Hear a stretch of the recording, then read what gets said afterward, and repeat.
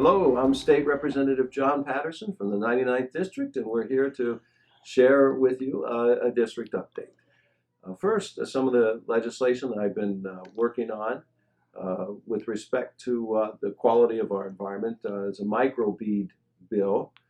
Microbeads are little tiny plastic particles that are used in facial cleansers and other material similar to that do not decay, and they found their way into the lake. And as a result, these tiny beads actually attract PCBs, and as a result, then work their way up the food chain into our wildlife, and then, of course, consumed many of the fish by larger fish, but ultimately by human beings. There have been other states that have introduced legislation phasing out microbeads in these products, and the industry itself has seen the light and is moving to do just that, Procter & Gamble most notably. But the bottom line is they've been documented in the lake, and we want to make sure that we have a clean lake. And a number of legislators from around the Great Lakes region have been working diligently on this. And our bill will probably be introduced within the next month. It's going through its final touches. But environmental preservation, especially that wonderful resource we have in Lake Erie, critically important to me and for all of us. Second issue that is important to us in this region is injection well safety. And we've been working all summer long. In fact, I've been working for almost 3 years on this now to make sure that we have, with various success, to make sure that we have a comprehensive approach to injection wells. We have to balance our need for energy with our need to preserve the environment. And this bill that is nearing its final stages, in fact, it too should be introduced within the next month or so, very complex. But it does a number of things. One, it would provide for groundwater testing both before and during an injection well process, so that we would have a baseline up front, and then when the well is in use, we'd be able to monitor if there should be any leaks. There would be tracer chemical elements within the disposed material, like a fingerprint that would allow us to identify if there's a cluster of wells, which one indeed was leaking, and if there are more than one user who might be held accountable then too for remediation. But definitely to pinpoint the well. Thirdly, I should say, we would prohibit future injection wells in floodplains. Right now, there's no prohibition against it. You can, and this is where we were getting into problems with the Conneaut Creek, the one that was proposed up there that was about a quarter mile from the creek, and then, of course, so close to Lake Erie. This bill would also require transponders on truck, telemetric transponders, so that we would know where the trucks are, when they've left, how much they have actually dumped down a well, so it could be accountable from cradle to grave. And there would also be in real time a monitoring device at the wellhead, so that we would know for sure if there's any pressure changes in the particular wells.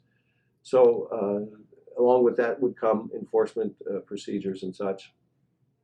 There's some setback issues. How far do we want a well removed from a house, from a road, those sorts of things. And right now it's less than 300 feet that potentially it could be from a house. So a lot of work to be done on that particular issue. Thirdly, with respect to legislation, the STEM school concept in Geauga County on the campus of Kent State Geauga, with respect to consolidation with Berkshire and Newberry, is moving ahead. That bill had its first hearing, and there's been a lot of movement in Geauga County. There's a survey that's available online for those. I mean, anybody can take it, but they're able to sort out by zip code who actually this would impact. So we know we have Berkshire people and Newberry folks. Nearly 1,000 people have responded to that. We're drawing close to 1,000 to determine if there's a need for consolidation, what that would look like in terms of class offerings, and some of the other issues associated with it, transportation issues, extracurricular issues. A lot of information that is coming back into us from the public. This is a transparent process that will help determine the need for that. Now, Newberry obviously has been experiencing some steep student enrollment, a steep decline in student enrollment. And a number of districts in Northeast Ohio and in the nation itself have been experiencing a decline in student enrollment to a point for some that consolidation may be a viable option, because there comes at a point in a school's life potentially that it becomes more viable to consolidate. And I say that for this reason. Newberry graduated less than 50 students this spring. Their kindergarten class coming in is only about 25 students, and projections are that it's going to remain that way. The question remains, with a student body of, say, 25, or if we're combining classes in the upper high school, juniors and seniors, a student body of 50, can we offer physics? Can we offer calculus? Can we offer the enrichment courses and still have a system that is economically responsible to the taxpayer? I mean, those are difficult questions. And this is where consolidation of services and consolidation of districts might make sense if transportation is relatively close, and these, we're talking about 2 townships here that abut, if the community supports it, because it's always important to have a local buy-in if that's the way that the folks want to go, and if it makes sense in the future based on population trends. So all that's taking place in Geauga County right now. The bill would allow school districts to take advantage of a 50-50 state-local split in terms of new facility construction. I've always maintained that in a consolidation, it doesn't make sense to consolidate unless there are new facilities to be constructed, because it's just more of the same, just in a different location, potentially. So the way the law is written now, whichever school district, in this case it would be Newberry or Berkshire, has the lowest local share, that would then become the basis from which the whole district share would be drawn. Well, Berkshire's local share is 90%, which means that 90% comes from the taxpayers, 10% comes from the state. Newberry's local share is 92%, meaning that only 8% would come from the state. This bill that I'm working on would reduce that to a 50-50 state local split. Becomes more feasible. Still a sizable effort, tax effort on the part of the local district, but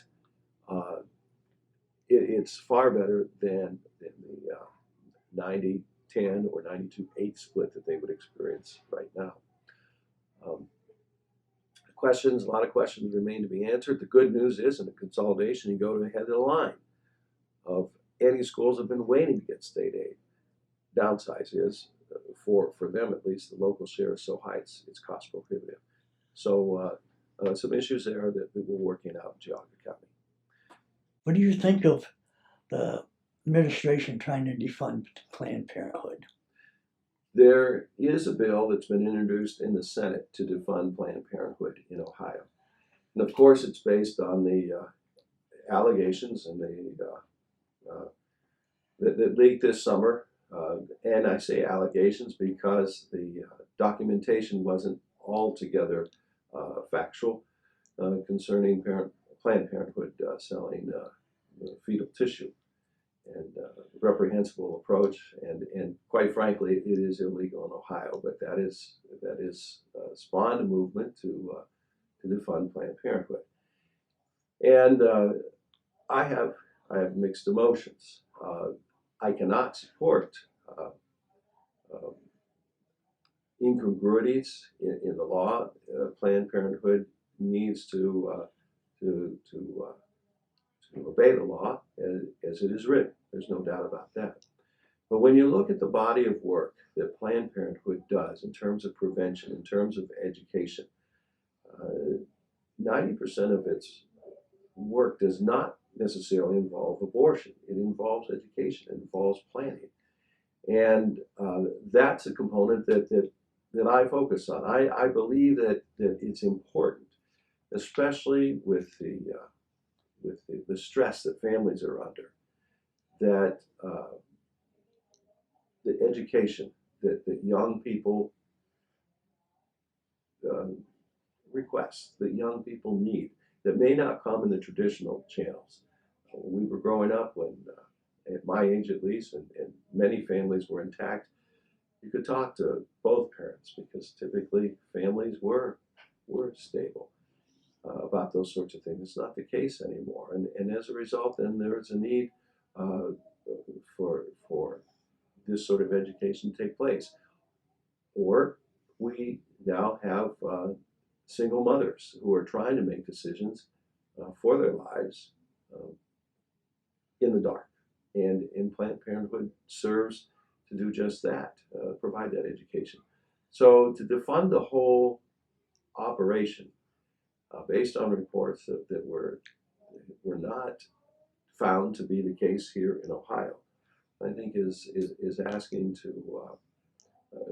for additional challenges down the road, because we have to ask how many unwanted pregnancies were the efforts of Planned Parenthood because of prior education and because of prior counseling. So a very difficult issue. We all want to do the right thing, but very difficult at times, and we'll need more information as we go forward. But when making my decisions, I have to look at the whole spectrum, the whole body of work, and not necessarily on information that may or may not be actual or factual either. Talk a little bit about issue 3. Issue three. I do not support issue 3. I'm a no vote on issue 3. And here's the reason why. I have talked to many employers, and their issue is finding people who are drug-free. The problem with, and I spent some time out in Washington at a national conference, Washington State, earlier this summer, a national conference of state legislators. And I was able to talk at great length with a representative from Washington State, a fellow state legislator. And I asked her about the problems they're facing now that recreational use has been legalized in Washington. The problem, she told me, is the drug testing. The most reliable test is the hair test. And the problem is that remains in the system for almost 30 days. So a person who were to imbibe in marijuana would still register positive 30 days from now, even though it may not be in the system to impair that particular person, but it still registers in the drug. We just don't have reliable tests. So that's one reason. We don't have the testing. If we want a drug-free workforce, and we need a drug-free workforce, the testing, it's simply not like alcohol where it disappears and we have solid concrete evidence with limits and such, and something doesn't exist with marijuana.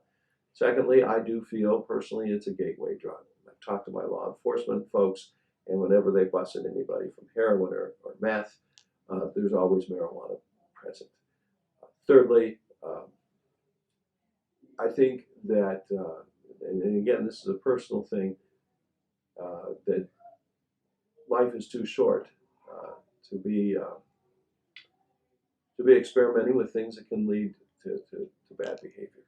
And again, I come back to this personal note, the gateway concept for marijuana. I also have some issues with the fact that, and this ties into issue 2, that we would be granting monopolies to 10 different sites. the Constitution is no place to grant a monopoly for anybody. This is a free market economy, which means that uh, there are some flaws in the way that the responsible folks are going about this. And quite frankly, I don't think they're really responsible, because being responsible means reporting to work with a clear head. Responsible means being able to work with other people uh, in a non-impaired state. I just have some real issues with it. So I do think, on the other side of the coin, and the legislature was moving in this direction, that there is a place for medicinal marijuana. And by that I mean encapsulated with THC removed, that would be prescribed under the care of a physician, much like we do other drugs, painkillers, that are based on opioids. There's a place for that. And there's research that indicates that especially young people with seizures can be helped with uh, medical marijuana. But unfortunately, the issue two, three folks have merged these two issues to try and gain support. And when, in my opinion, they're separate issues. So, and they talk about the tax revenue that would be uh, generated by issue three. How much is it going to cost us? On the other hand, if this should pass, I just think it's a bad idea, and I cannot support it. With respect to charter school reform, the legislature did recently accept the conference committee uh, recommendation that passed unanimously. Now, here's a little background as to what happened. The original bill was HB 2 for some charter school reform. That passed out of the House, it went to the Senate, and over in the Senate, additional amendments were added to enhance charter school reform. Well, it came back to the House, and that was not brought to the floor in June. They stalled because House leadership wanted to look over those particular reforms and amendments that were added by the Senate, and see if that squared with the direction they wanted to take. Well, last month, all summer long they worked on that. Last month, the two uh, the two bodies, the House and the Senate, met to confer on the points of disagreement. Our concern was that what would emerge from that joint effort would be a watered down version of the charter bill, uh, HB 2, that was passed out of the Senate, that somehow they would seek to weaken it. I can tell you that did not happen. In fact, to the credit of all, they actually strengthened that bill. And the bill that came to us out of the conference committee was actually better than the one, in many respects, that the Senate passed, better than the one that the House passed. And it did pass then with only 3 no votes, if memory serves me correct, out of the House. The Senate conferred, and it's on its way to the governor's desk for his signature. Is one concern, though, and that had to do with retirement. And we're looking to fix this. There's been a pledge on both sides that those employees in some of the charter schools might not have to pay into state teachers' retirement fund. And why this would be a problem is that if this movement keeps growing and they don't pay in, it provides us with an unseeming financial liability for a system that needs to be funded for our teachers. We didn't want to jeopardize that particular fund, and in a bipartisan fashion, legislation is being crafted to address that particular issue. So in the long run, it's going to be interesting to see how this all plays out, but there definitely is some accountability, great deal of accountability and reform with respect to our charter schools. The Education Funding Caucus that I founded is bringing together a number of individuals who understand we have a funding problem. And that it necessarily is tied to tax reform. Part of the problem we're experiencing in the district right now is high CAUV rates. It's driving some of our farmers out of the industry. That stands for current agricultural use value. And as farming is such a risky proposition, their taxes are based on uh, the money that, in part, it's a very complicated formula, but what would that land be worth with respect to their debt, with respect to the crop valuation and such? The whole CAU concept, reduced taxes for farmers, is predicated upon the riskiness of that particular endeavor. So that was part of the whole property tax overhaul back in the early 70s. Prior to the 70s, farmers were taxed at the same rate that industry was, residential were. And so if we're going to lower the residential or lower the farmer and keep residential high, there had to be another source of income. And part of the deal was the income tax. Long story short, we have to revisit the balance between income taxes, sales tax, CAUV, and residential to figure out a system that is fair and shared. Fair and shared. And it's out of balance right now. And by figuring out a better tax system, we'll then have a predictable source of revenue for our schools so that there can be a sustainable, adequate, and equitable funding for our public schools. And that's going to take a long-term effort, but I'm working on that. And you asked about getting the ball rolling. Infrastructure, that kind of takes care of itself with ODOT on its work and with the funding that we have for municipal water quality and such. Healthcare, if you pick up the paper or read the mail, UH and ACMC are constantly doing outreach programs for our community on various things. The stimulation of agricultural pursuit, though, ties in with the shale industry. Anyone probably 50s, mid-50s and older would remember Dunbar's Glass Acre in Ashtabula.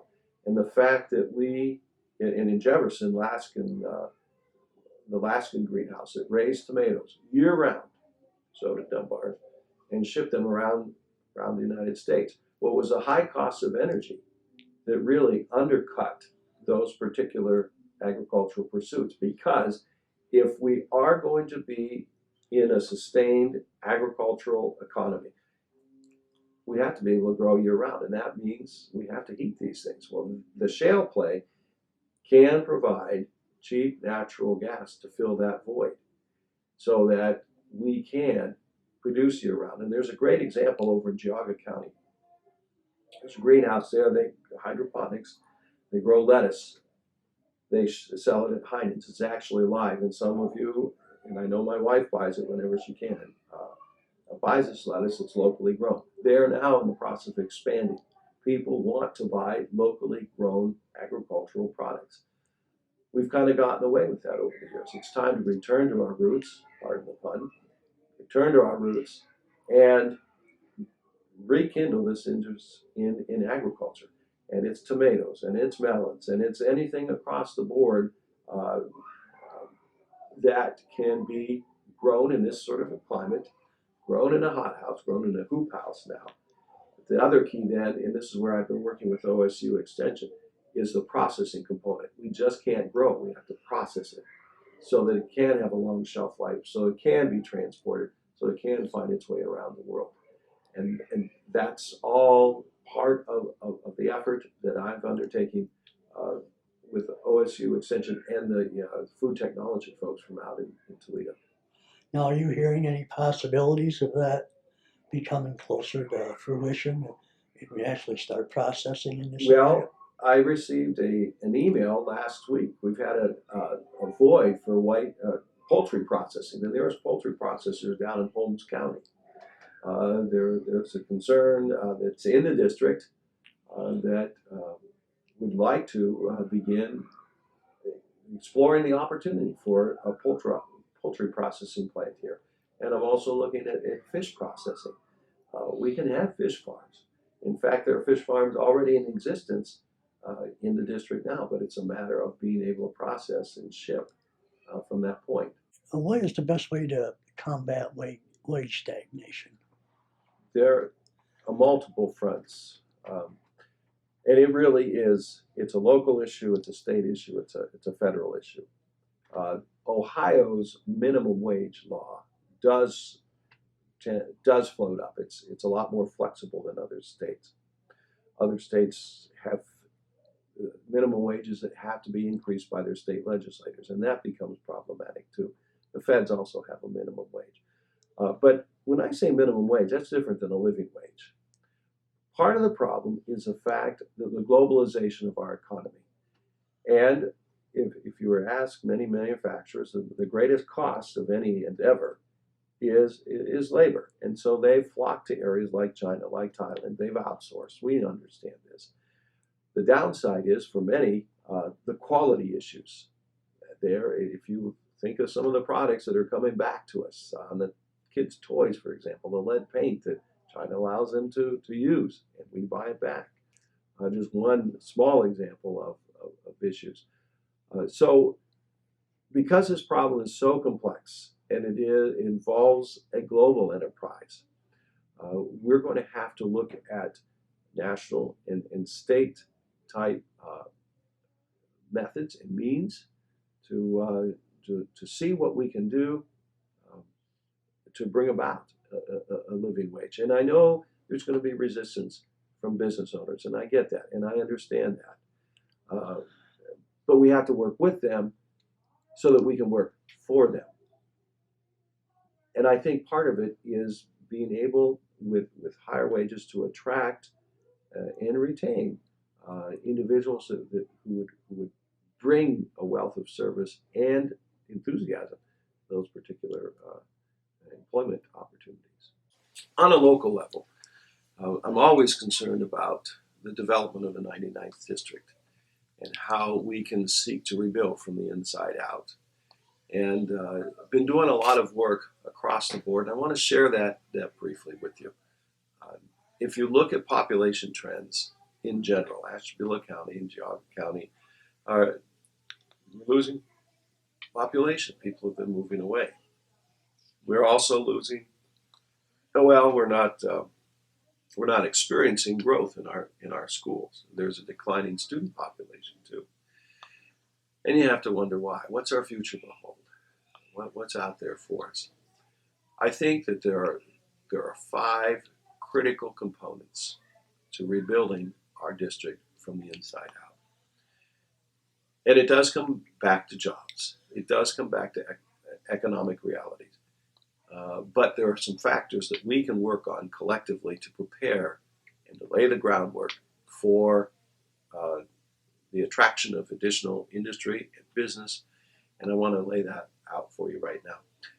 The first component of the 5 is an educated workforce, which is why I've been working diligently on the whole notion of school funding so that schools are funded adequately and equitably throughout the state so that we can provide a quality education for our students.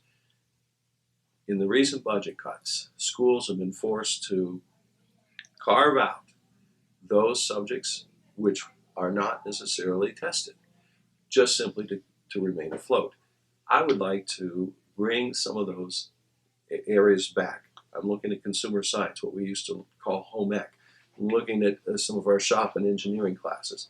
I'm looking at Future Farmers of America, those local chapters, so that our students can experience a smorgasbord, a cornucopia, if you will, of educational options, so that school becomes more to them than just taking the test and passing the test. We're looking at enrichment so that our students can experiment with potential career paths as well. School can be a place where education takes place, and it can be fun, it can be exhilarating. And we've kind of beaten up on our public schools to the point where students are turned off, parents are turned off, communities turned off.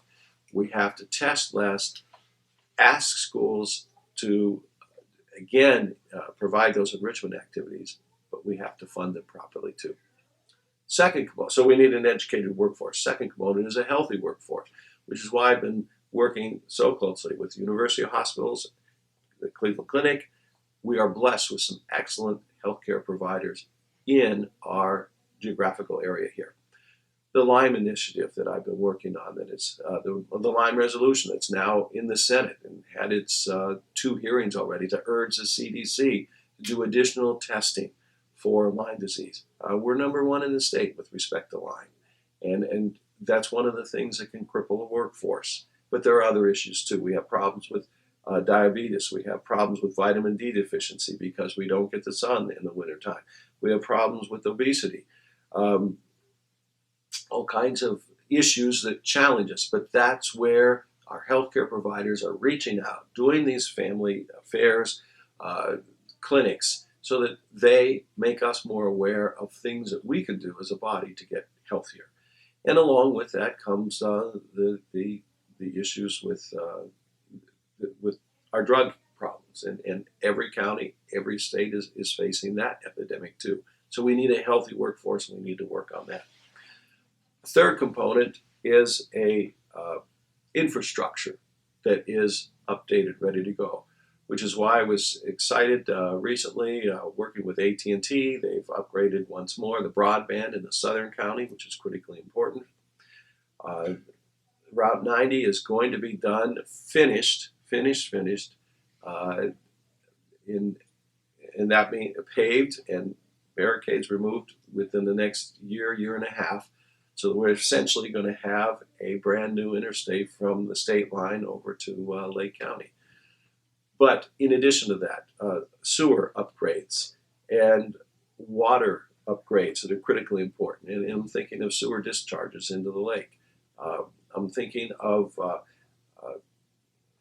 bridges, which is why I'm so excited about the bridge in Amboy being reconstructed over the railroad there. That's going to be open at the end of this year, 2014.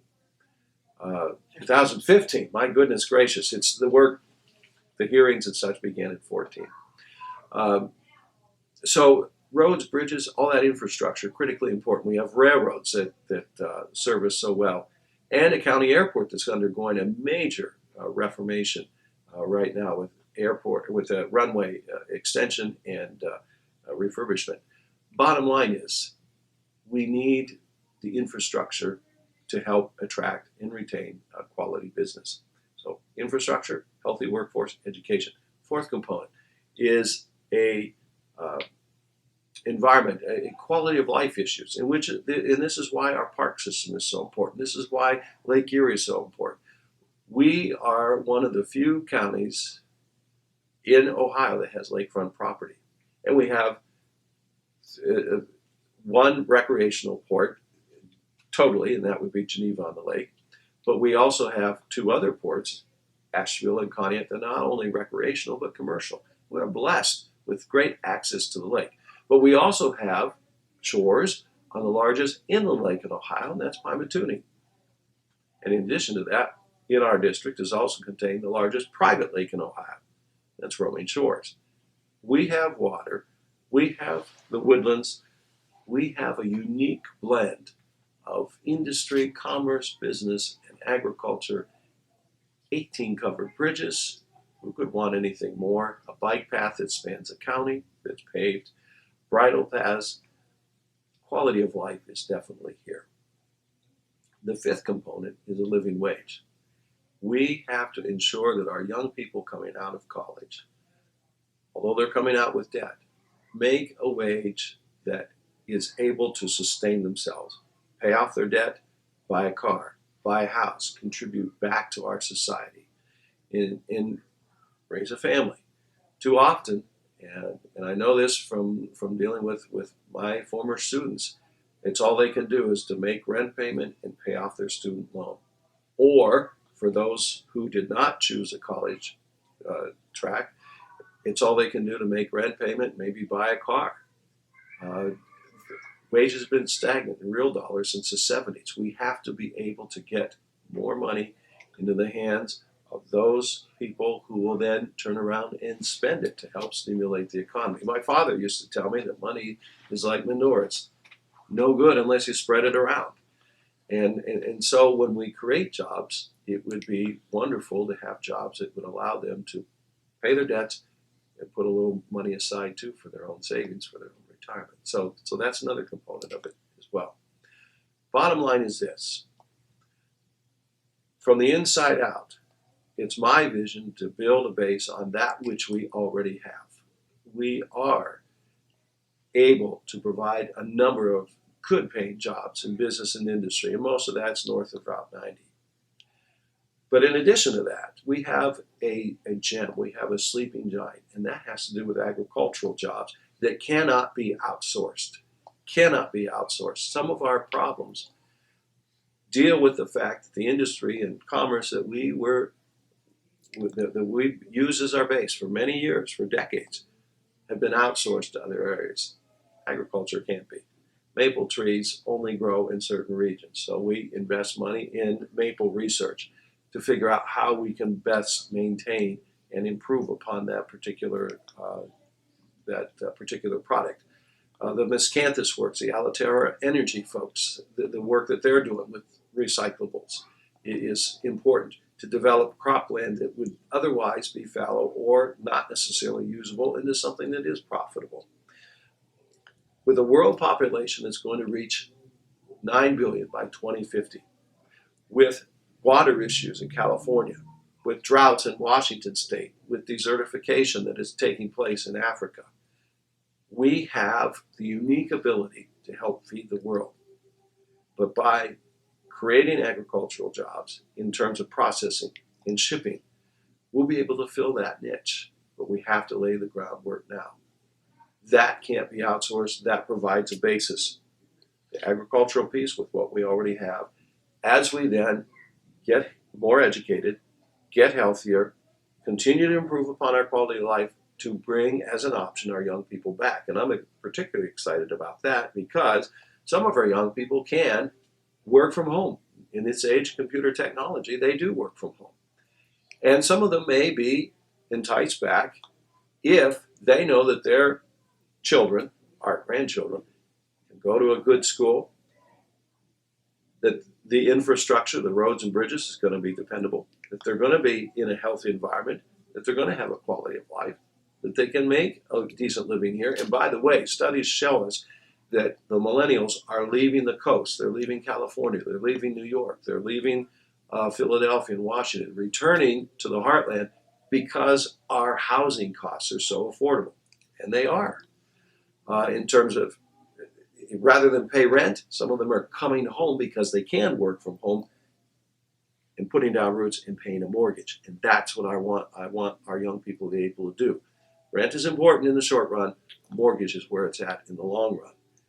So that they have a connection to the community, so that we have roots that are deep and pride and a sense of a common togetherness that seems to be lacking in our communities.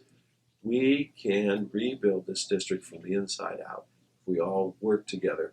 The legislation that I work on, the efforts that I'm trying to do in Columbus and at home is designed to do just that. And I thank you for your support. I continue to be in touch with you through this format and others.